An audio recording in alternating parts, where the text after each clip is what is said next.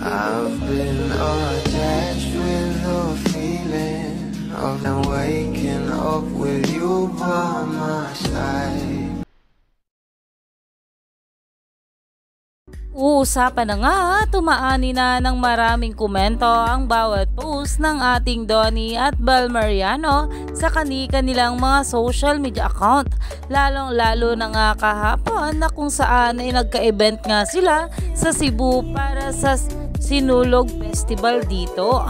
At narito na nga guys ang bawat larawan na pinost ng ating Donnie Pangilinan sa kanyang social media account, na kung saan ay talagang makikita nga rito na talagang dinumog nga itong ating couple doon ng mga si Vavlis. Iyan na nga guys na kung saan ay talaga namang umaani na nga ito ng maraming komento. At ayon pa nga sa caption dito ng ating Donnie, Pete Senior Cebu, we're back on prime time 27th with White Heart, na kung saan ay talaga naman nilagyan pa ito ng tugtog ng ating Donnie na namumula na team song nga para sa kanilang How to Spot a Red Flags.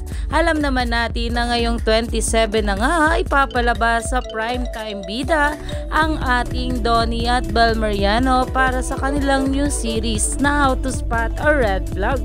Kaya naman super excited na nga rin ang mga bula patungkol dito dahil ibang-ibang araw ito sa mga inilalabas sa View PH. Kaya naman stay tuned lang tayo for more update nila Donnie at Bel sa mga susunod pa na ayuda, dahil talaga namang marami pa talaga tayong dapat abangan sa ating couple ngayong araw.